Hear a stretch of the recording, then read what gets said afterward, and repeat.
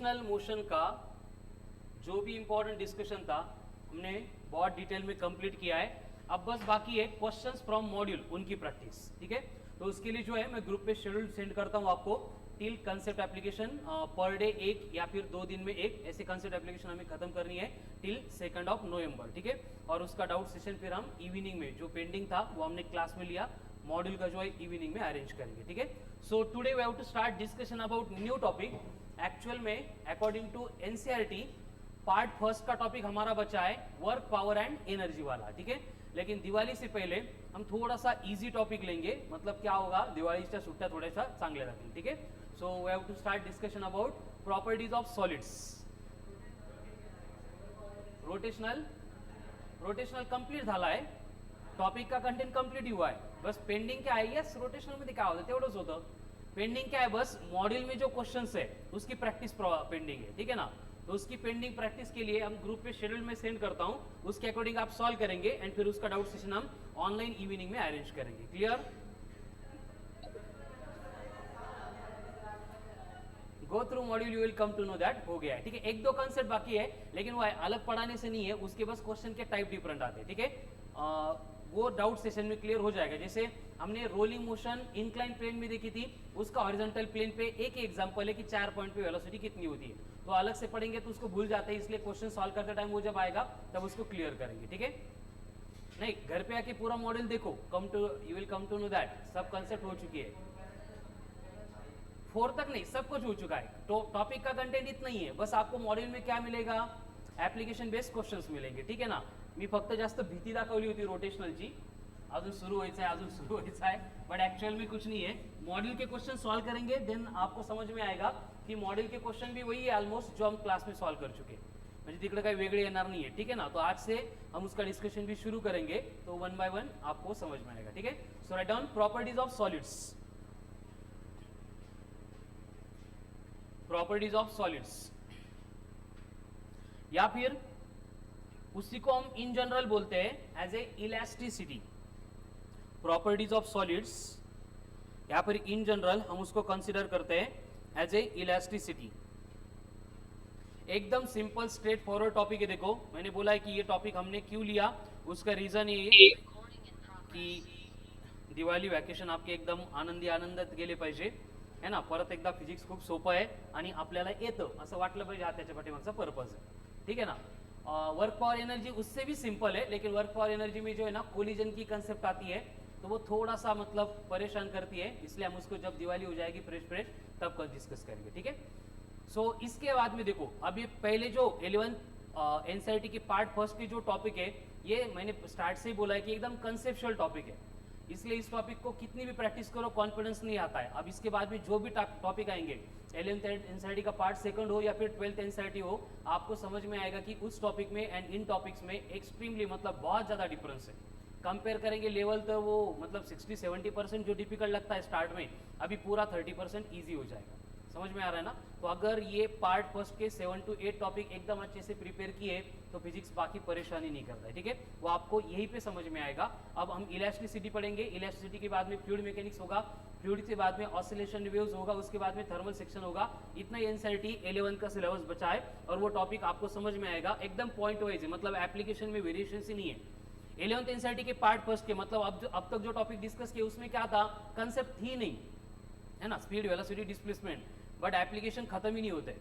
यहाँ पे क्या होगा, एप्लीकेशन नहीं है, direct concept related formula and उसके ऊपर जो क्वेश्चंस आएंगे उसमें कोई वेरिएशन ही नहीं होंगे, डायरेक्ट फॉर्मूला बेस्ड क्वेश्चन होते हैं। ठीक है, सो शुरू करते हैं discussion about properties of solids यानी इलास्टिसिटी। अब देखो यहाँ पे हम प्रॉपर्टीज ऑफ सॉलिड्स यानी इलास्टिसिटी के अबाउट डिस्कशन शुरू कर रहे हैं। तो बेसिकली कंडीशन क्या होती है, देखो हमें पहले मालूम होना चाहिए कि हमारे सराउंडिंग में जो भी मैटर एग्जिस्ट करता है, हमारे सराउंडिंग में जो भी मैटर एग्जिस्ट करता है वो 3 स्टेट में एग्जिस्ट करता है। कौन से सॉलिड, लिक्विड एंड गैसेस। तो write down, matter exist into 3 states, matter exist into 3 states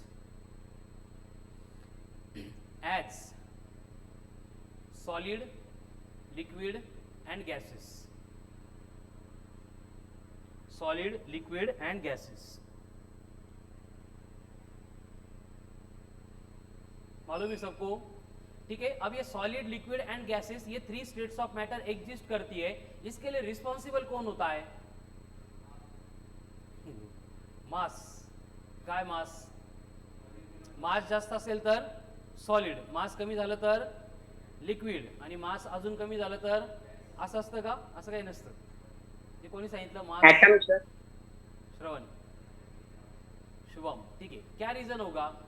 असं का होतं? Atom. चॉक है ये सॉलिड स्टेट में, वाटर है वो लिक्विड स्टेट में, रूम में जो हवा है, एयर है, very good, based on their molecular separation.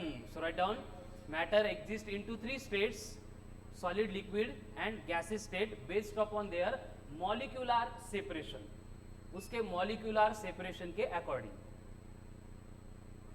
अब ये molecular separation means what? Molecular separation मतलब वही कंसेप्ट जो फर्स्ट लेक्चर फिजिक्स का मैं पढ़ाता हूं उसमें थी. Every matter is made up of atoms.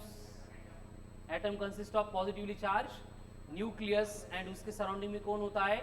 Electrons revolve करते हैं, ठीक है। तो ये एटम्स यानी मॉलिक्यूल्स क्या करते हैं? मॉलिक्यूल्स मतलब मैटर को बनाने के लिए रिस्पॉन्सिबल होते हैं. तो बेसिकली क्या होता है, कोई भी मैटर होता है तो उसमें मॉलिक्यूल्स के या फिर एटम के जो नंबर है वो बहुत ज्यादा होते हैं, ठीक है। तो हर एक मॉलिक्यूल अपने नेबरिंग के मॉलिक्यूल को अट्रैक्ट करता रहता है. हर एक मॉलिक्यूल क्या करता है? अपने नेबरिंग के मॉलिक्यूल को अट्रैक्ट करता है, ठीक है। तो right on next point, every molecule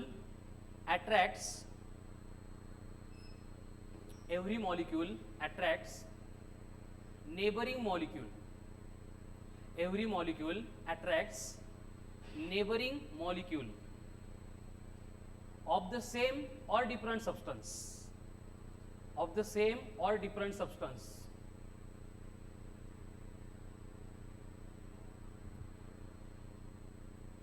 with a force known as intermolecular force. known as intermolecular force. फिर से मैं रिपीट कर रहा हूं, टॉपिक एकदम सिंपल है, डायमेंशन से तो 10 टाइम सिंपल है, इसलिए एकदम जी जान लगा कि उसको प्रिपेयर करो फ्रॉम फर्स्ट डे इटसेल्फ. इसके टेस्ट में मार्क्स चाहिए, ठीक है। तो क्या लिखा? जो लिखा वो समझ में आ रहा है? देखो कितनी सिंपल बात है. जो भी मैटर हमारे सराउंडिंग में एग्जिस्ट है वो 3 स्टेट में एग्जिस्ट है. सॉलिड होता है, लिक्विड होता है, गैस होता है. एंड ये किसके ऊपर डिपेंड करता है? ये डिपेंड करता है देयर मॉलिक्यूलर सेपरेशन के ऊपर. एंड ये मॉलिक्यूलर सेपरेशन के ऊपर इंपैक्ट कौन कर रहा है?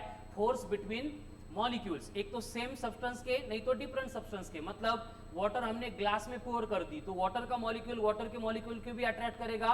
एट द सेम टाइम जिस ग्लास में हमने उसको डाला है उस ग्लास के मॉलिक्यूल के साथ भी वाटर का मॉलिक्यूल क्या करेगा? इंटरैक्ट करेगा, मतलब उसको भी अट्रैक्ट करेगा विथ ए फोर्स. एंड उसी फोर्स को हमने बोला एज ए इंटरमॉलिक्यूलर फोर्स, ठीक है। तो right down next point, intermolecular force. Intermolecular force define करते हैं उसको. क्या होता है इंटरमॉलिक्यूलर फोर्स? मतलब force of attraction. Intermolecular force मतलब क्या होता है? Force of attraction between molecules of same और डिफरेंट सब्सटेंस.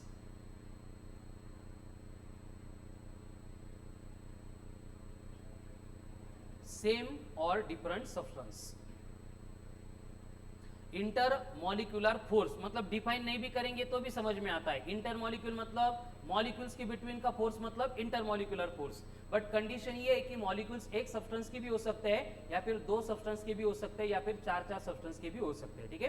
तो ये बन गया intermolecular force. Next point, intermolecular force is electromagnetic in nature.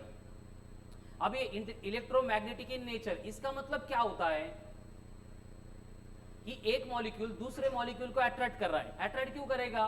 अगर मास की वजह से अट्रैक्ट किया होता तो हम उसको ग्रेविटेशनल फोर्स बोलते. चार्ज की वजह से अगर अट्रैक्ट करते तो हम उसको इलेक्ट्रोस्टैटिक फोर्स बोलते. लेकिन यहाँ पे चार्जेस की मोशन इन्वॉल्व है ना. न्यूक्लियस के सराउंडिंग में इलेक्ट्रॉन अपनी मोशन परफॉर्म करते हैं एंड उसके वजह से जो फोर्स इंड्यूस्ड होता है उसको अपन इलेक्ट्रोमैग्नेटिक फोर्स बोलते हैं. लेकिन उस इलेक्ट्रोमैग्नेटिक फोर्स के बारे में हमें यहाँ पे नहीं डिस्कस करना है, 12th एनसीईआरटी में डिस्कस करना है, ठीक है। इतना तो समझ में आ गया, इलेक्ट्रोमैग्नेटिक फोर्स ग्रेविटेशनल नहीं है, इलेक्ट्रोमैग्नेटिक इन नेचर है. Next point, intermolecular forces are very short range forces. Electromagnetic forces are very short range forces.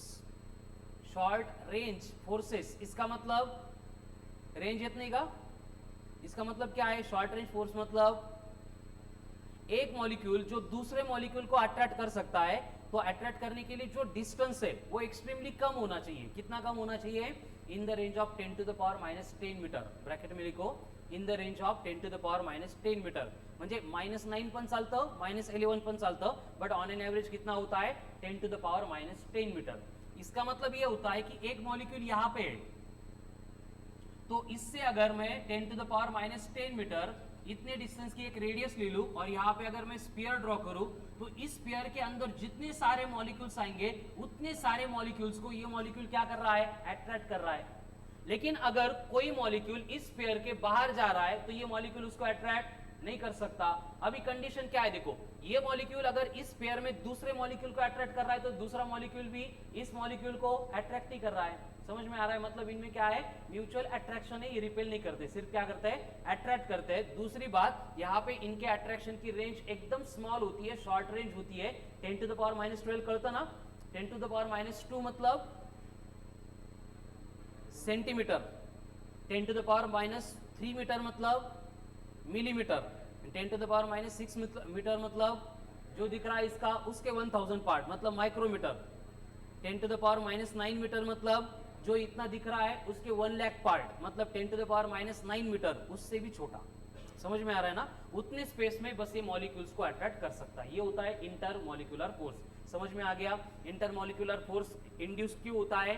उसका रीजन इलेक्ट्रोमैग्नेटिक इन नेचर है. उसके बाद में ये वेरी शॉर्ट रेंज फोर्स है, मतलब एक्ट होता है एक्सर्ट करता है फोर्स टू द मॉलिक्यूल जो बहुत ज्यादा क्लोज है. ठीक है, next. Intermolecular forces are of two types. ये जो इंटरमॉलिक्यूलर फोर्सेस होते हैं ये दो टाइप के होते हैं. Intermolecular forces are of two types. Number 1,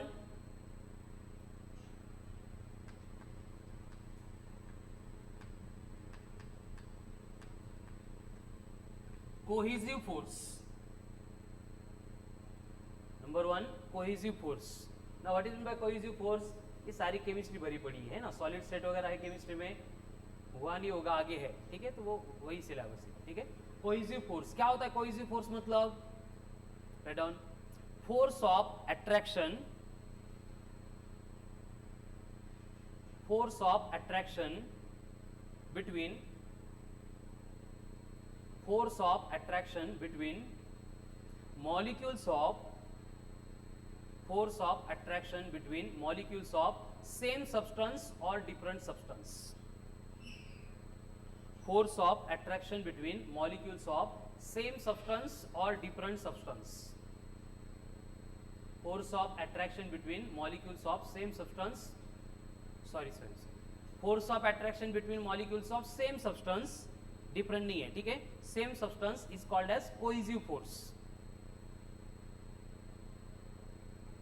यानी कि वाटर का मॉलिक्यूल अगर वाटर के मॉलिक्यूल को अट्रैक्ट कर रहा है तो वो बनेगा कोहेसिव फोर्स. ठीक है, देन ग्लास का मॉलिक्यूल ग्लास के दूसरे मॉलिक्यूल को, समझ में आ रहा है ना? चॉक का मॉलिक्यूल चॉक के मॉलिक्यूल को, बोर्ड का मॉलिक्यूल बोर्ड के मॉलिक्यूल को, मतलब सेम सब्सटेंस के मॉलिक्यूल अगर अट्रैक्ट करते हैं तो उसमें जो फोर्स होता है उसको बोला जाता है एज ए कोहेसिव फोर्स. अब इसी तरह से दूसरा फोर्स आता है दैट इज एडहेसिव फोर्स. हाँ, नाही खूप स्ट्रॉंग आहेत. बघू का शकत नाही का बाळा? आपण 1 मिलीमीटर पण बघू शकत नाही. हे बघ ना, नॅनोच्या पुढे गेले डिस्टन्स त्यांच्यामधलं. नाही, फोर्स खूप स्ट्रॉंग आहे, बट त्यांची शॉर्ट रेंज असल्यामुळे तू त्याला फील नाही करू शकत. कळालं नाही? कसं म्हणता येईल? खूप स्ट्रॉंग आहेत ते. नेग्लिजिबल कधी म्हणतो आपण? कळालं का? हे बघ, ग्रॅव्हिटेशनल फोर्स आहे ना, it is the weakest force in nature. त्या फोर्सपेक्षा हे स्ट्रॉंगच आहे. मग ग्रॅव्हिटेशनल नेग्लिजिबल म्हणू शकतो तू? अख्खी लाईफ आपली त्याच्या बळावर चालली, यांना नेग्लिजिबल नहीं होना शकत. ठीक है, चलो क्या लिखा था? Adhesive force. तो कोहेसिव अगर सेम सब्सटेंस के मॉलिक्यूल के बिटवीन का फोर्स ऑफ अट्रैक्शन था, एडहेसिव क्या होगा? वेरी गुड, हो गया, write down. Force of attraction between molecules of different substance. अगर हमने डिसाइड किया तो ये टॉपिक पूरा एक लेक्चर में कंप्लीट होता है. करायचं कंप्लीट? काय तनुषा, करायचं ना? ठीक है, विल ट्राई इट. हुआ तो ठीक है, नहीं तो कल हो जाएगा. क्या लिखा फिर? इथून पुढचे टॉपिक असेच आहेत बेटा. Concept as it is formula.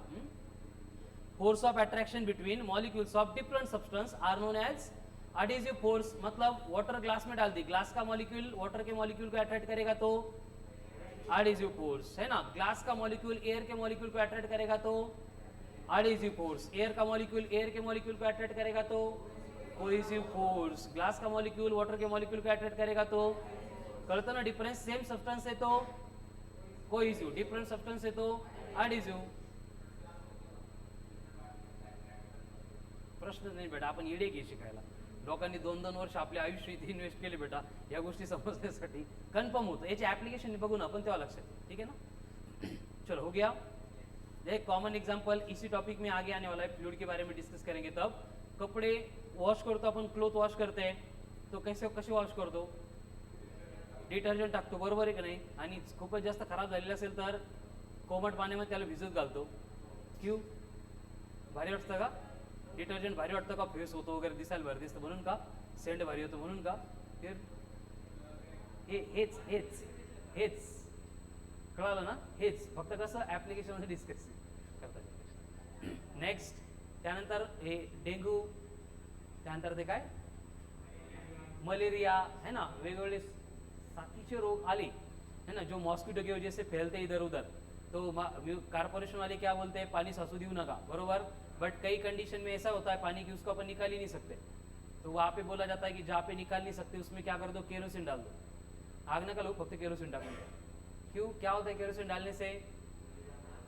यही रीजन है. शुभम कळलं ना? हमारे ये प्रैक्टिकली होता है. चलो हो गया. तो कोहेसिव फोर्स, एडिसिव फोर्स, ऐसे 2 टाइप के होते हैं. तब तो अब जाके आप थोड़ा सा अच्छे से समझ सकते हैं कि सॉलिड, लिक्विड एंड गैसेस, ये 3 स्टेट में मैटर एग्जिस्ट क्यों करता है. सॉलिड्स में होता क्या है, सॉलिड की बेसिक प्रॉपर्टी क्या होती है कि वो क्या करता है, खुद की शेप ओबे करता है. समझ में आता है ना? जो मैटर खुद की साइज एंड शेप ओबे करता है, मतलब कंफर्म रखता है, जो एक्सटर्नल फोर्स अप्लाई करके इजीली चेंज नहीं होती है, उसको अपन सॉलिड बोलते हैं. तो सॉलिड में ऐसा क्या होता होगा कि जिससे मतलब उसकी जो शेप बन गई वो वही शेप एक्वायर करता है. चॉक है, हातात पकडला चॉक सारखा आहे, ग्लास मध्ये टाकला ग्लास सारखा होईल का? चॉक सारखाच राहील. बट वाटर की केस में क्या होगा, आपसे हाथात पकड़ ली वाटर, पकड़ता देना नहीं है ना, ऐसे पकड़नी पड़ेगी. या फिर ग्लास में डाल दी, ग्लास की शेप एक्वायर, फ्लोर पे डाल दी, मतलब लिक्विड क्या करता है, कंटेनर की शेप एक्वायर करता है. एंड ईयर तर मोकड़ा दस्ते है कि नहीं, जहाँ पे रास्ता दिखा वहां पे वो घूमती हुई निकल जाती है. तो ये डिफरेंस क्यों होता होगा, अभी ये डिस्कशन से कंक्लूड करो.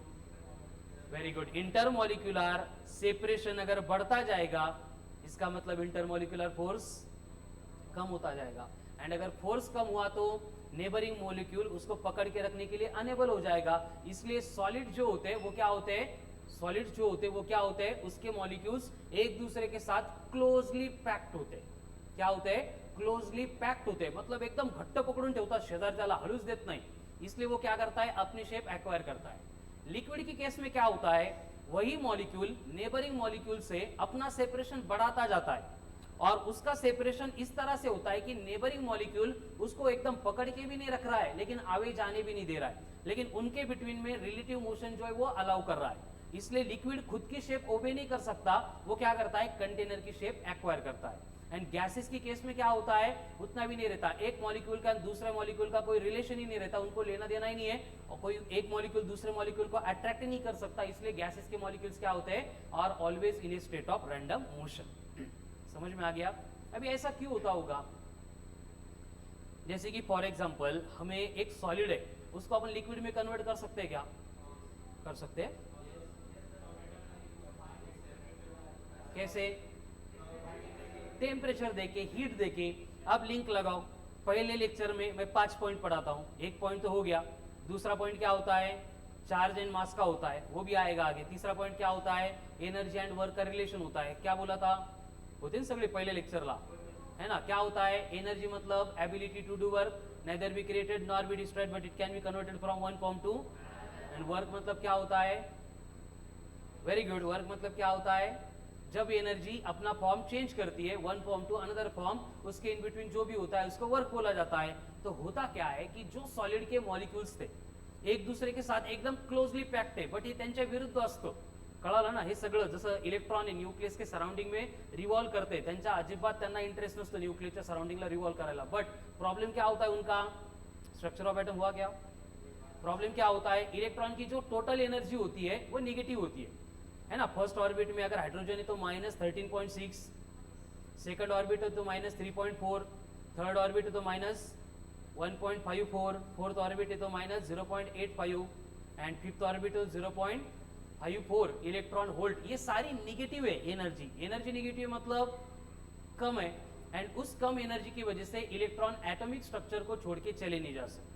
सेम कंडीशन सॉलिड के स्ट्रक्चर में जो मॉलिक्यूल्स होते हैं उनकी होती है कि नेबरिंग का मॉलिक्यूल उनको पकड़ के रख रहा है, अट्रैक्ट कर रहा है, लेकिन उनको उसके अट्रैक्शन से वहां पे रहने में कुछ भी इंटरेस्ट नहीं है. लेकिन उनकी मजबूरी है, उनके पास जो एनर्जी है इतनी नहीं है कि उस फोर्स को ओवरकम करके थोड़ा अवे जा सके. लेकिन अगर हम उनको एक्सटर्नली एनर्जी प्रोवाइड करेंगे तो कैसे प्रोवाइड करते हैं? अपन हीट सप्लाई करते हैं. Heat is nothing but form of energy. तो ये सारी एनर्जी कौन गेन करता है? Molecules of the solid. Energy मिल गई मग ते कोणाच्या म्हणजे कोणाचंच ऐकत नाही. ठीक है, वो क्या करते हैं? अपने पोजीशन के अबाउट वाइब्रेट करना स्टार्ट कर देते. ठीक है, और उस प्रोसेस में नेबरिंग मॉलिक्यूल से जो उनका सेपरेशन होता है वो क्या होता है? बढ़ने लगता है. समझ में आ रहा है ना? तो जहां पे थे वहां से थोड़ा सा अवे जाते हैं, एनर्जी खत्म हो गई, वापस अपने पोजीशन पे मतलब आने लगते. मतलब अंडर माइक्रोस्कोप अगर सॉलिड को देखेंगे, जब वो मेल्ट होता है तो ऐसे वो थोड़ा सा अपनी साइड से अपनी पोजीशन से वाइब्रेट हो रहा है, एकदम नेग्लिजिबल पार्ट में ऐसे फील होता है, ऑब्जर्व होता है. और एक बार उनको सफिशिएंट अमाउंट ऑफ एनर्जी मिल गई जो नेबरिंग मॉलिक्यूल के फोर्स ऑफ अट्रैक्शन को ओवरकम करके इनको फ्री कर सके, मग ते ऐकत नाही. कळालं? फिर वो क्या होते हैं? थोड़ा सा फ्री होते हैं और थोड़ा सा ज्यादा सेपरेशन पे जाके रुक जाते हैं.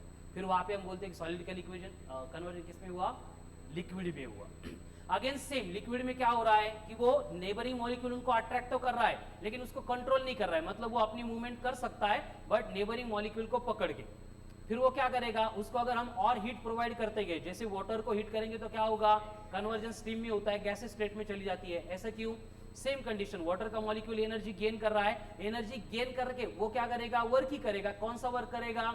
जो इंटरमॉलिक्यूलर फोर्स उसको अट्रैक्ट कर रहा था, जो इंटरमॉलिक्यूलर फोर्स उसको अट्रैक्ट कर रहा था, उसको ओवरकम करने के लिए वर्क करेगा. समझ में आ रहा है ना? और वो वर्क करने के बाद एक बार ये फ्री हो गया, मग हा कोणाचंच ऐकत नाही. ठीक है ना? वो क्या होता है? फ्री बन जाता है. इसलिए गैसेस के जो मॉलिक्यूल्स है they are always in a state of random motion. समझ में आ रहा है? तो ये जो कंसेप्चुअल डिस्कशन था ये प्रॉपर्टीज ऑफ सॉलिड्स के लिए भी था, प्रॉपर्टीज ऑफ लिक्विड्स के लिए भी था, थर्मल प्रॉपर्टीज ऑफ मैटर के लिए भी था, थर्मोडायनेमिक्स के लिए भी था, काइनेटिक थ्योरी ऑफ गैसेस के लिए भी था.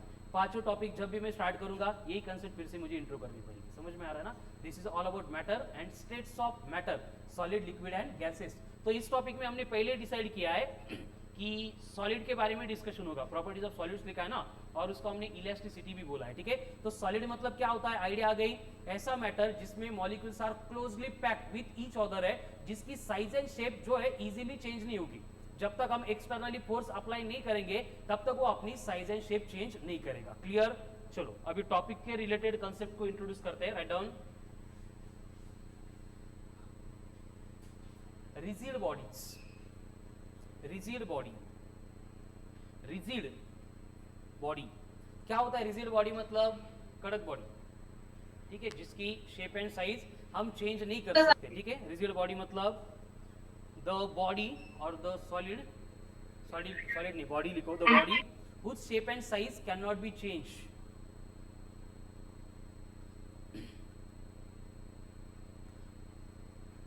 क्या है रिजिड बॉडी मतलब? The body whose shape and size cannot be changed by the application of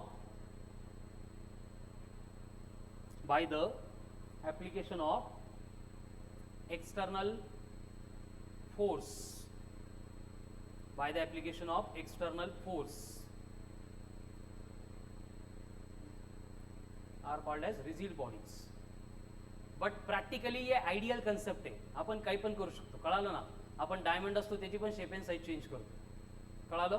तो रिजिड बॉडी प्रैक्टिकली एग्जिस्ट नहीं करती है, बट हम कंडीशन कंसीडर करते हैं कि नॉर्मली अगर उसको हाथ से प्रेस करेंगे या फिर कम लेवल का फोर्स अप्लाई करेंगे तो उसकी शेप एंड साइज अगर चेंज नहीं हो रही तो हम उसको रिजिड बॉडी कंसीडर करते हैं, ठीक है। Next elastic bodies. अब ये तो मालूम होगा आपको इलास्टिक बॉडीज मतलब क्या, रबर जैसी बॉडीज। क्या होता है रबर इलास्टिक, उसकी प्रॉपर्टी क्या है, स्ट्रेच किया छोड़ दिया, स्ट्रेच किया छोड़ दिया, क्या होता है, अपने पोजीशन यानी अपनी जो पहले बॉडी की शेप एंड साइज थी वो क्या करता है, रीगेन करता है। ये रबर छोड़ दो, लेकिन जो भी सॉलिड बॉडीज डिफॉर्म होने के बाद मतलब अपनी साइज एंड शेप हमने उसको फोर्स अप्लाई किया, स्पंज होता है, देखा है, उसको पकड़ के अगर हमने प्रेस किया तो उसकी साइज एंड शेप पूरी चेंज होती है, छोड़ देंगे तो क्या होगा, फिर से अपनी शेप एंड साइज वो रीगेन करता है। तो इस तरह की जो भी बॉडीज होती है जो after removal of external applied force अपनी शेप एंड साइज रिगेन करती है उसको बोला जाता है इलास्टिक बॉडीज। करो define the bodies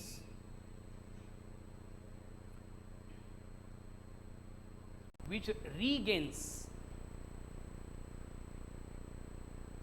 the bodies which regains their original shape and size,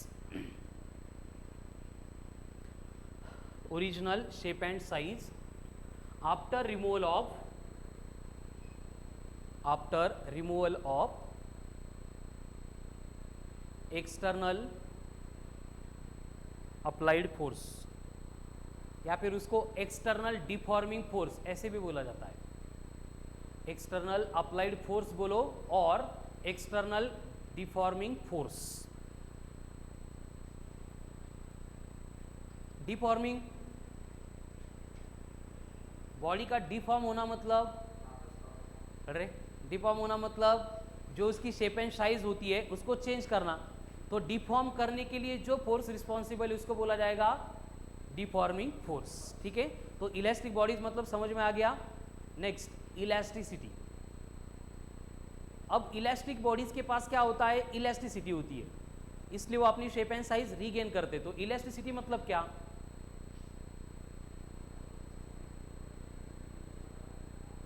is called as elasticity, है ना। द प्रॉपर्टी और tendency, very good, the property or tendency by virtue of which material bodies, the property or tendency by virtue of which material bodies regains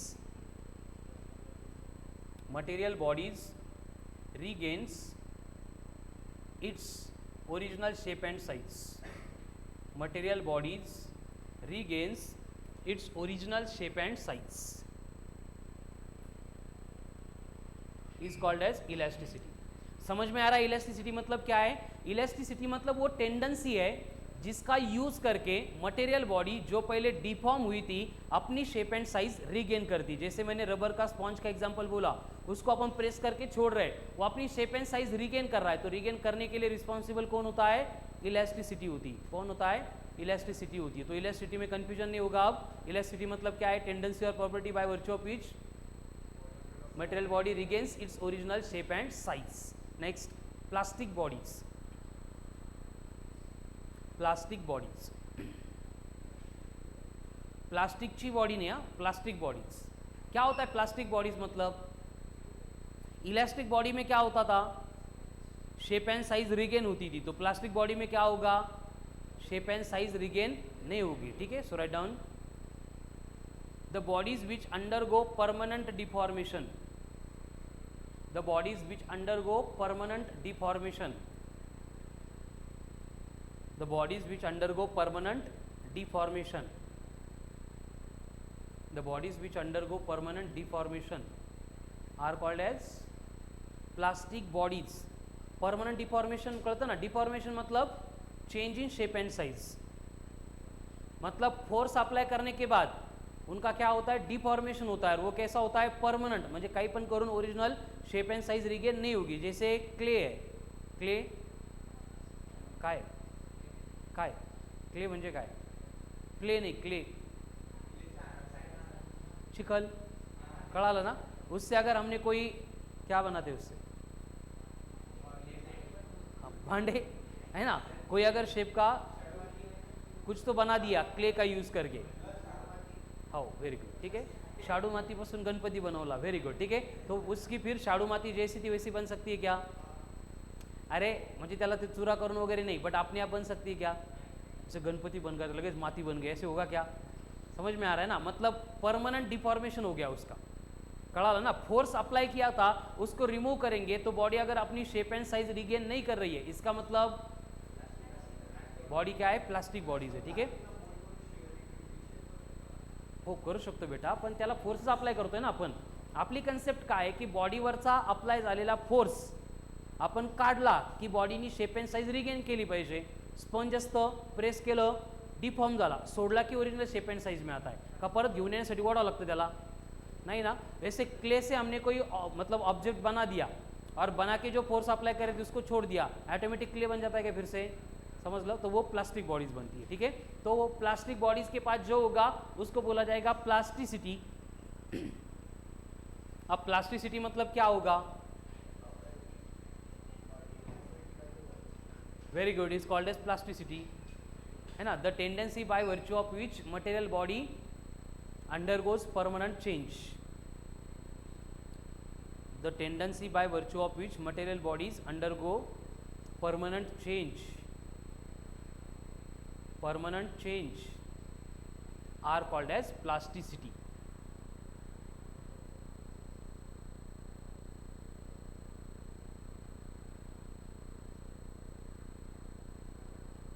हो गया?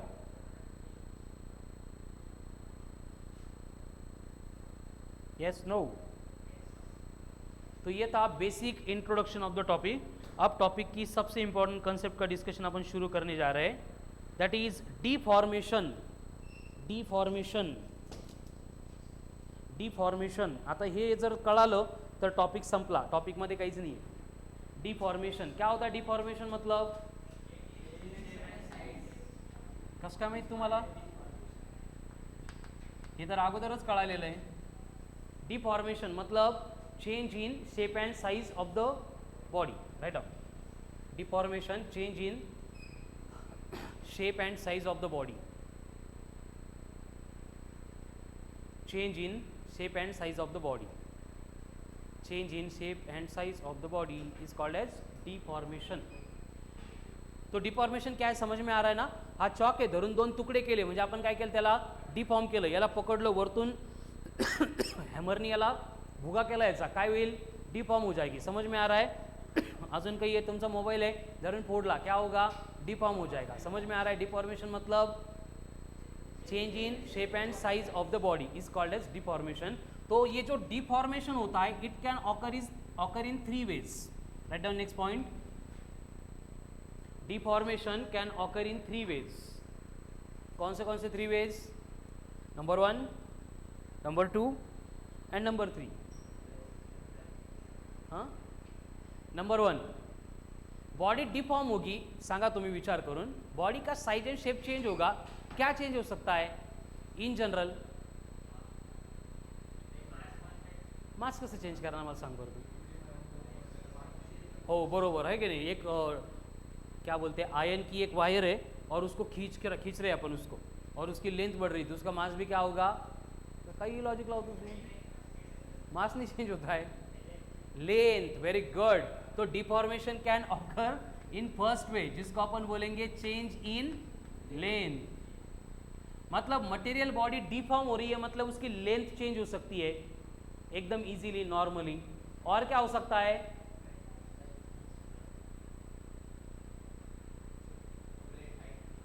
हाँ, volume change हो सकती है. तो ये आएगा चेंज इन वॉल्यूम. लेकिन कभी कभी लेंथ भी चेंज नहीं होगी, वॉल्यूम भी चेंज नहीं होगी, फिर भी बॉडी थोड़ी सी दिखते टाइम समझ में आएगा कि ये डिफॉर्म हो गई है. परत लेंथ भी चेंज नहीं होगी, वॉल्यूम भी चेंज नहीं होगी, लेकिन बॉडी क्या? शेप. Very good. तो थर्ड डिफॉर्मेशन होता है that is change in shape. Tanvisha, change in शेपच म्हटली दिन तू. Very good, correct. तो ये तीनों कंसेप्ट के ऊपर हमारा पूरा टॉपिक डिपेंड रहेगा. डिफॉर्मेशन समझ में आ गया? क्या होता है डिफॉर्मेशन मतलब? तो ये कैन ऑकर इन 3 ways. हो गया. खूप अवघड आहे ना. Change in length, change in volume, change in, हे मी सांगतोय, मी लिहितोय, पटतंय का पण असंच होतं म्हणून? इसको छोड़ के और कुछ हो सकता है क्या? मास चेंज होगा क्या? डेंसिटी चेंज होगी क्या? और कुछ चेंज होगा क्या? तुम्हाला वाटत असेल एरिया चेंज हो रहा है, बट एरिया में कंसिडर करना है तो वो लेंथ ही चेंज होगी ना 2 डायमेंशन में. समझ में आ रहा है ना. स्क्वायर को रेक्टेंगल बना दिया हमने, मतलब एक साइड की लेंथ बढ़ गई, एक साइड की कम हो गई. समझ में आ रहा है. बट वॉल्यूम चेंज हो सकती है. जैसे बलून है, उसमें हवा फील कर दी और उसको अपन सारी साइड से प्रेस कर रहे हैं, होगा क्या डिफॉर्म? Yes no. अरे बलून है, प्रेस केला होतो की नहीं, तो वो हो गई चेंज इन वॉल्यूम. और ये क्या था? Change in shape. कहाँ पे होता है इसे?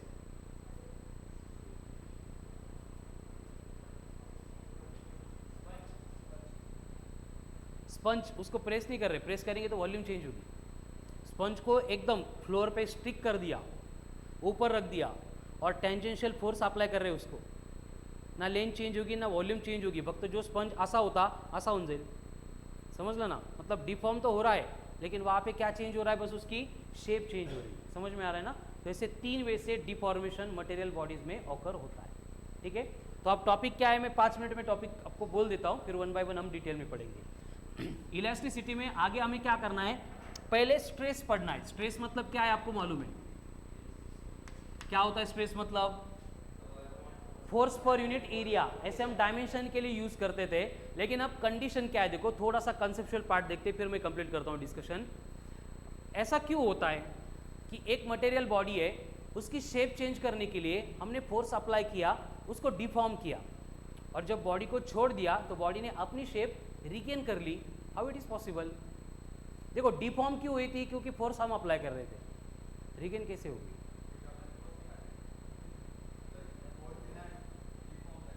बरोबर तुझं, बरोबर.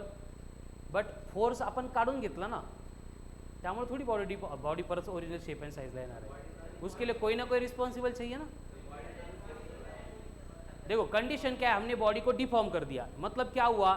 एक मॉलिक्यूल यहाँ पे था, फोर्स अप्लाई करके उसको यहाँ पे लेके आ गए. हमने फोर्स तो रिमूव किया का, फोर्स जात जात आपण त्याला उडून सोडून देतो मग घेऊन जातो. यहाँ पे डिफॉर्म कर दिया और छोड़ दिया, तो ये यहाँ से यहाँ तक आ रहा है, मतलब मॉलिक्यूल्स अपनी अपनी पोजीशन पे आ रहे हैं ना, तभी बॉडी अपनी शेप एंड साइज रिगेन कर सकती है. क्लियर हो रहा है?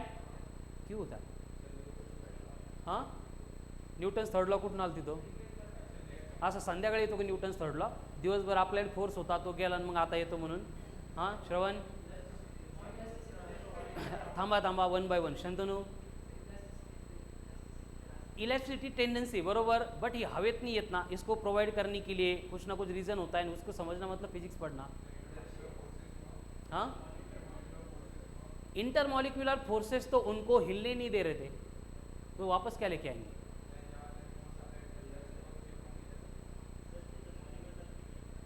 मॉलिक्यूल्स बाहर फेक रहे थे. Very good. अजून येऊ द्या, डोक्यात ज्या आयडिया येतात ना त्या बाहेर येऊ द्या. त्याला काय म्हणतो आपण, त्याला तुमच्या विचारांना वाट द्या. कळालं ना. जो आ रहा है वो डिस्कस करो कमेंट पास, एंड फाइनली मैं नहीं बोलूँगा, आप ही आंसर बोलने वाले हो, करेक्ट आंसर बोलने वाले हो. But I am waiting for that. Sunny, very good. But कहाँ से आता है वो फोर्स?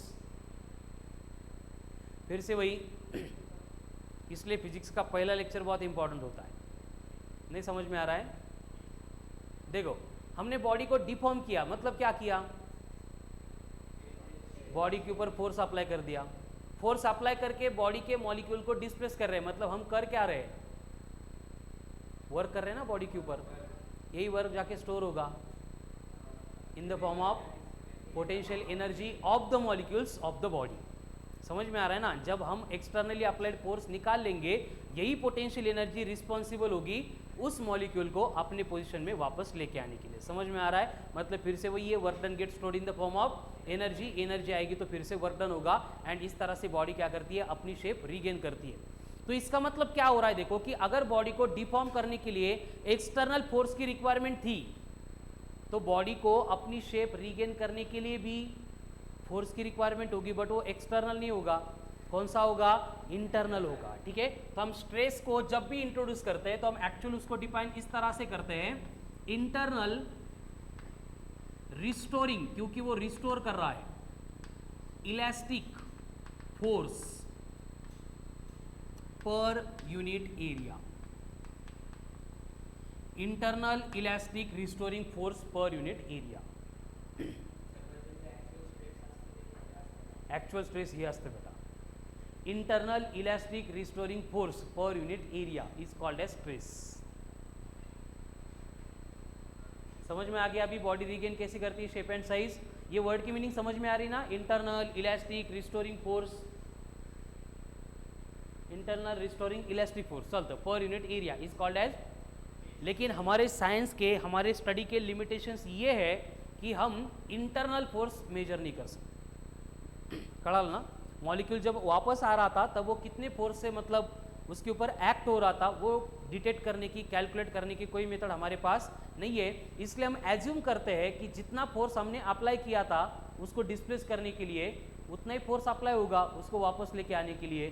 तो हम यहाँ पे इंटरनल रिस्टोरिंग फोर्स को यहाँ पे इंट्रोड्यूस करके बाद में भूल जाएंगे और हम यहाँ पे डायरेक्टली डिफाइन करते टाइम यूज करेंगे externally applied force per unit area, पर यूनिट एरिया. ये बन जाएगा स्ट्रेस. तो स्ट्रेस का in general formula force upon area, यानी ऐसा यूनिट क्या होगा, न्यूटन पर मीटर स्क्वेअर. याला पास्कल म्हणू शकतो का आपण, नाही म्हणू शकत, ते प्रेशरचं युनिट आहे. स्ट्रेस अलग है, प्रेशर अलग है. कळालं ना, फॉर्मूला सेम है लेकिन कंसेप्चुअली दोनों भी डिफरेंट है. तो डायमेंशन्स क्या होंगे इसके, असं काहीतरी विचारायचं आहे की नाही. L-1 M1 T-2 ये होते डायमेंशन फॉर स्ट्रेस. ठीक है. तो अब ये हो गया इन जनरल स्ट्रेस क्या होता है. बट हमने पहले ही देखा है कि बॉडी जब भी डिफॉर्म होगी it can be deform in 3 ways. Number 1 change in volume. तो जब भी स्ट्रेस बॉडी के ऊपर एक्ट होगा अकॉर्डिंग टू डिफॉर्मेशन ये स्ट्रेस भी 3 टाइप का होगा. Write down. There are 3 types of stress. जैसे डिफॉर्मेशन के 3 टाइप्स वैसे स्ट्रेस के भी 3 टाइप्स. जैसे डिफॉर्मेशन के 3 टाइप्स वैसे स्ट्रेस के भी 3 टाइप्स. नंबर 1 लिखो. Number 1 stress related to change in length. मतलब जो चेंज इन लेंथ से रिलेटेड रहेगा उसको बोला जाएगा, क्या बोला जाएगा, stress related to change in length. और उसको बोला जाता है एज ए लॉन्जिट्यूडनल स्ट्रेस. मतलब स्ट्रेस का फॉर्मूला नहीं बदलेगा, स्ट्रेस का फॉर्मूला वही होगा. कौन सा, force upon area, force upon area, force upon area. But ये कहाँ पे एप्लीकेबल होगा, जब लेंथ चेंज हो रही है ओनली तब. अब उसका एग्जांपल क्या होता है, देखो नॉर्मली लेंथ चेंज होगी मतलब हमें एक स्ट्रिंग नहीं तो एक वायर लगेगी जिसकी पहले से लेंथ कितनी है, कैपिटल एल है. अब ये सिलेंड्रिकल होती है ना वायर, तो इसकी रेडियस सपोज स्मॉल आर है और उसको अपन क्या कर रहे हैं, यहाँ पे एक वेट यहाँ पे पैन में डाल रहे हैं जो यम इतना मास है तो वेट कितना बनेगा mg. तो इस तरह की अरेंजमेंट में अगर हम ये वेट बढ़ाते जाएंगे तो उसके अकॉर्डिंग ये जो वायर है उसकी लेंथ भी क्या होगी, बढ़ती जाएगी. ठीक है. तो देखो लॉन्जिट्यूडनल स्ट्रेस को हमने लिखा है पहले, क्या है कि stress related to change in length is called as longitudinal stress. इसका फॉर्मूला क्या होगा, फिर से वही एक्चुअल में internal elastic restoring force per unit area. But internal force can not be measured, that's why we can simplify this definition as externally applied force per unit area. यानी ये बनेगा फोर्स अपॉन एरिया. क्लियर. अब यहाँ पे इस condition में इस wire की लेंथ बढ़ाने के लिए कौन सा फोर्स रिस्पॉन्सिबल है, वेट यानी mg. तो हम इसको यहाँ पे लिख सकते हैं कि ये बन गया mg अपॉन एरिया. किसका एरिया, वायर का एरिया. क्या होता है वायर का एरिया, पायर स्क्वायर. तो ये mg अपॉन पायर स्क्वायर बनेगा फॉर्मूला फॉर लॉन्जिट्यूडनल स्ट्रेस. काय म्हणते, वायर सिलेंड्रिकलच असते बेटा. वायर बघितली कधी, ही बघ सिलेंडर सारखीच असते ना, तुमच्याकडे वेगळी येते नाही ना. नेक्स्ट यही है लॉन्जिट्यूडनल स्ट्रेस. फिर से यूनिट क्या होगा, newton per metre square. Dimensions same. दूसरा आएगा नंबर 2 स्ट्रेस, डायग्राम ड्रॉ करा बाजूला. Stress related to change in volume, stress related to change in volume. क्या बोला जाएगा उसको? अगर related to change in length को लॉन्जिट्यूडनल स्ट्रेस बोला है तो related to change in volume क्या बनेगा? आई फेंकत राहतो का? Volume stress. लॉन्जिट्यूडनल, लॅटिट्यूडनल ते का वायू का? मायकोकॉन्ड्रिया, पिटोकॉन्ड्रिया, सायटोकॉन्ड्रिया, हा कॉन्ड्रिया. Longitudinal stress. एकदा मला याची मिनिंग बघू द्या, तुम्ही लईच असता. मायटोकॉन्ड्रिया म्हणजे काय? नाही ते बायोचा लई मोठा गोळा असतो, काहीतरी सांगायचो, निघायचं काहीतरी वेगळं, हो ना. नॉर्मल आहे ना, असं काही वेगळी मिनिंग नाही त्याची, जनरल आहे ना, मग ठीक आहे. मी तेच म्हटलं 2-4 वेळा ले असले काहीतरी वेगळी मिनिंग असायची. बायोचा भरोसा नाही आहे, काय काय सिलेबसमध्ये असतं आहे की नाही. चलो, वॉल्यूम स्ट्रेस क्या होता है? वॉल्यूम स्ट्रेस तेच force upon area. Actual definition क्या होगी? Internal elastic restoring force per unit area. But internal elastic restoring force हम मेजर ही नहीं कर सकते, हम उसको क्या बोलेंगे? Externally applied force upon area. अब यहाँ पे भी हमें लिखना पड़ेगा फोर्स अपॉन एरिया, बस इसका फॉर्म चेंज होता है, एप्लीकेशन चेंज होता है. जैसे कि फॉर एग्जांपल ये बलून है और इसको हमने इस साइड से, इस साइड से, इस साइड से, इस साइड से, सब साइड में ऐसे फोर्सेस अप्लाई कर दिए. और यहाँ पे फोर्स अप्लाई करने के बाद यहाँ पे जो इसका एरिया है हमने कंसीडर किया डी है, तो अप्लाइड फोर्स कितना बनेगा? F/A बनेगा अगर एरिया ए है तो. एंड इस पर्टिकुलर केस में इस फोर्स अपॉन एरिया को हम प्रेशर बोल सकते हैं, यानी डीपी. हर बार ये फोर्स अपॉन एरिया प्रेशर नहीं होगा. यहाँ पे प्रेशर बोल सकते हैं क्या? यहाँ पे प्रेशर बोल सकते हैं. समझ में आ रहा है? तो ये बन गया वॉल्यूम स्ट्रेस. फिर से यूनिट क्या होगा? Newton per metre square. Dimensions L-1 M1 T-2. अब थर्ड वन आएगा stress related to change in shape. उसको क्या बोलेंगे फिर? हाँ देवेश, चेंज इन शेप से रिलेटेड स्ट्रेस है, उसको क्या बोलेंगे? लॉन्जिट्यूडनल का इसका लैटिट्यूडनल, अल्टीट्यूडनल, अजून माइटोकॉन्ड्रियल. क्या बोलेंगे? Related to change in shape. हाँ, प्रेशर छोटा आहे ना, त्यामुळं आपण डीपी घेतो. प्रेशर कसं मोठं असतं ना, ॲटमॉस्फेरिक प्रेशर, हे तर नेग्लिजिबल असतं छोटी व्हॅल्यू. हां, पी लिहून टाकतो, ताणून घेऊ. डी म्हणजे काय असतं बेटा? एक्स असेल डिस्टन्स मेजरेबल आपण एक्स घेतो, छोटा असेल आपण डी एक्स लिहितो, अजून छोटा असेल आपण डेल्टा एक्स लिहितो. ते असतं, त्याची काही वेगळी मिनिंग नाही आहे. चलो, तो stress related to change in shape सांगितलं जातं कोणतरी करेक्ट? देवेश, शेपिनल. Very good. Shearing stress.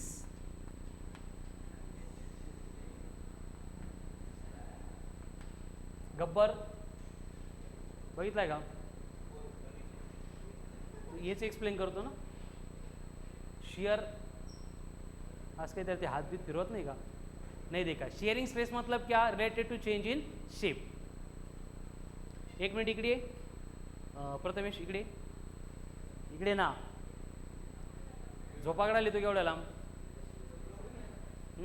हे आपली नाही कन्सेप्ट हा, त्या मूवीमध्ये मी बघितलेली आहे.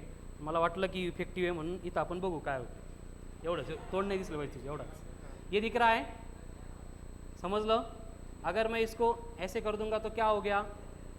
शेप चेंज हो गई, लेंथ बदल गई, वॉल्यूम बदल गई, लेकिन बॉडी डिफॉर्म हो गई, तो ये बना शियरिंग स्ट्रेस. समजलं? सोडलं तर राइट डाउन शियरिंग स्ट्रेस. और इसका जो एग्जांपल हमें यहाँ पे फॉर्मूला डिराइव करने के लिए सिंपल होगा, वो इस तरह से होगा. एक रिजिड सपोर्ट है, उसके ऊपर हमने एक क्यूब प्लेस किया है. क्यूब कळतो का?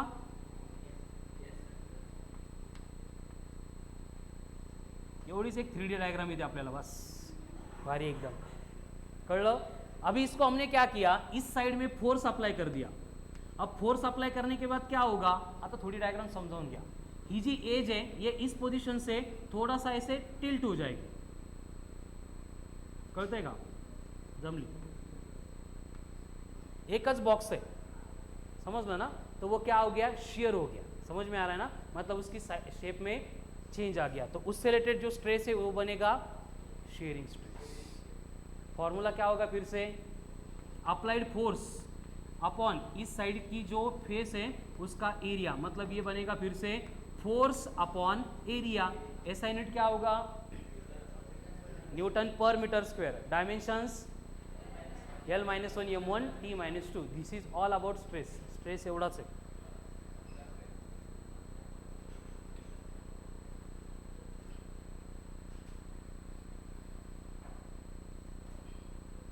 चलो फिनिश्ड। तो डिफॉर्मेशन के 3 टाइप्स, जैसे डिफॉर्मेशन के 3 टाइप्स वैसे स्ट्रेस के भी 3 टाइप्स। डिफॉर्मेशन के कौन से, change in length, change in shape, change in,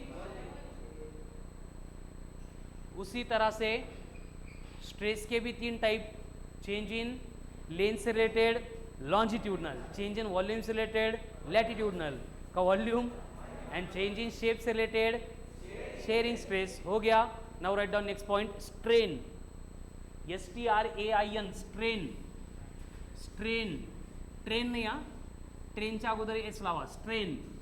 अभी स्ट्रेन भी मालूम है आपको, बस इतना ही मालूम है डायमेंशन लेस है, ठीक है। तो पहले उसको डिफाइन करते हैं। Strain is defined as, strain is defined as, strain is defined as, कसं डिफाइन करणार, change in dimensions per unit original dimensions,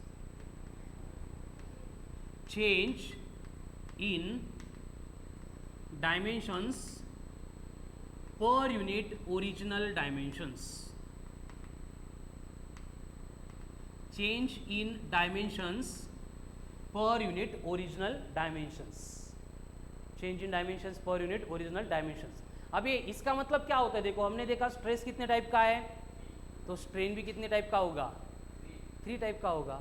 समझ में आ रहा है। अब चेंज इन डायमेंशन मतलब जब चेंज इन लेंथ था तो ये चेंज इन लेंथ अपन ओरिजिनल लेंथ होगा, जब चेंज इन वॉल्यूम था तो ये change in volume upon original volume होगा, जब ये चेंज इन शेप था तो ये change in shape upon original shape. शेपला डायमेंशन असतात का, तो क्या होगा वहाँ पे एक थोड़ा सा अलग पार्ट होगा, ठीक है। तो स्ट्रेन मतलब समझ में आ गया क्या है, सिर्फ रेशो है किसका, change in dimensions upon original dimension का। तर आता बघा, जैसे डिफॉर्मेशन 3 टाइप का था वैसे स्ट्रेस भी 3 टाइप का था, वैसे स्ट्रेन भी 3 टाइप का होगा। Write down, strain is also of 3 types. Number 1,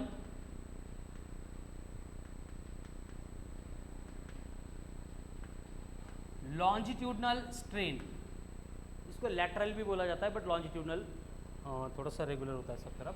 तो longitudinal strain मतलब क्या होगा, फॉर्मूला इसका, change in length upon original length, change in length upon original length. मतलब जो डायग्राम मैंने अभी ड्रॉ की थी, इस तरह का रिजिड सपोर्ट था, एक वायर थी, उसको एक पैन में हमने वेट अटैच किया था, तो अगर ये वेट की वजह से उसकी लेंथ बढ़ गई और ये वायर इस पोजीशन में आ गई तो इसको अपन बोलेंगे चेंज इन लेंथ, यानी डेल्टा एल।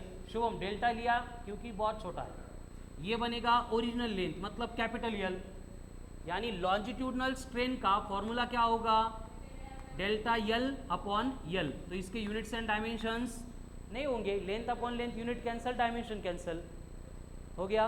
अब दूसरा कौन सा होगा, related to change in volume, that is volume strain.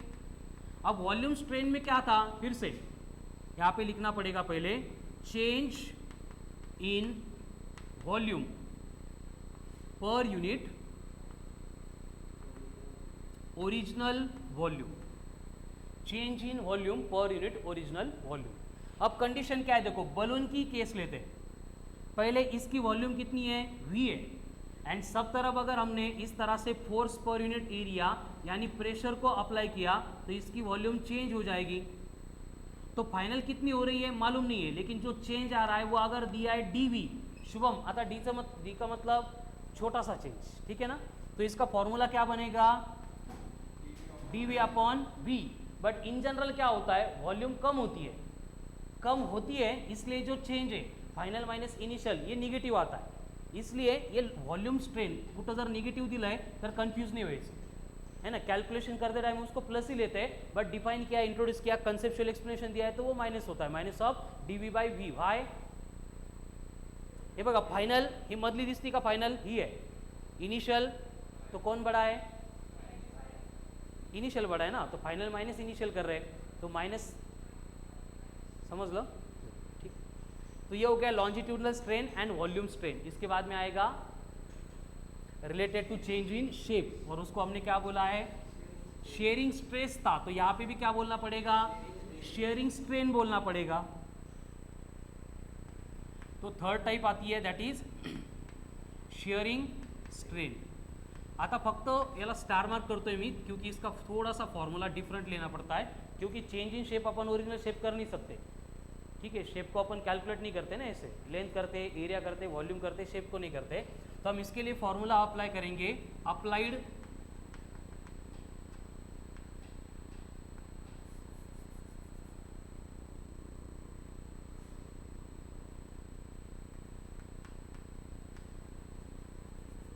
lateral displacement of one layer divided by perpendicular distance from base. इसको स्टार मार्क किया है क्योंकि पूरे कंसेप्ट में यही अलग है. ठीक है, मतलब होता क्या है, देखो जो डायग्राम पहले भी ड्रॉ की थी मैंने, क्या ये इसको यहाँ पे फिक्स किया है.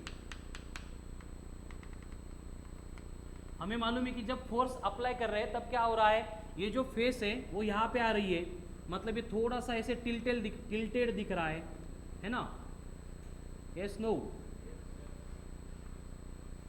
तो ये जो डिस्प्लेसमेंट होता है, फोर्स भी यहाँ पे अप्लाई किया था, तो डिस्प्लेसमेंट इस लेयर का हो रहा है, वो भी फोर्स के डायरेक्शन को पैरेलल हो रहा है. पैरेलल को लॉन्जिट्यूडनल लैटरल ऐसे बोला जाता है. जैसे परपेंडिकुलर को ट्रांसवर्स बोलते हैं, वैसे पैरेलल को क्या बोलते हैं, लैटरल या फिर लॉन्जिट्यूडनल बोलते हैं. तो हमने लिखा है कि लैटरल डिस्प्लेसमेंट ऑफ लेयर, मतलब यहाँ पे जो डिस्प्लेसमेंट होगा x, तो ये बनेगा x अपॉन इसका परपेंडिकुलर डिस्टेंस फ्रॉम बेस या फिर फिक्स लेयर. ये अगर हम कैपिटल L लेंगे तो ये शेयरिंग स्ट्रेस का फॉर्मूला, शेयरिंग स्ट्रेन का फॉर्मूला बनेगा x अपॉन L. लेकिन प्रैक्टिकली होता क्या है, देखो कि ये अपोजिट साइड है, ये एडजेसेंट साइड है, तो शेयर का हमेशा से एंगल होता है. क्या होता है, एंगल होता है. तो बोलो अपोजिट अपॉन एडजेसेंट कौन सा होता है, टैन थीटा. तो शेयरिंग स्ट्रेस का फॉर्मूला क्या होता है, टैन थीटा. उसमें भी थीटा इतना स्मॉल होता है कि ये टैन थीटा को अपन डायरेक्टली हर बार थीटा ही लेते हैं रेडियन. समझ में आ रहा है ना. तो जब भी बॉडी शेयर होगी तो शेयरिंग का क्या होता है, एंगल होता है. इन टर्म्स ऑफ एंगल आपको दिया जाएगा. ठीक है, शेयरिंग स्ट्रेन इतना है क्लियर.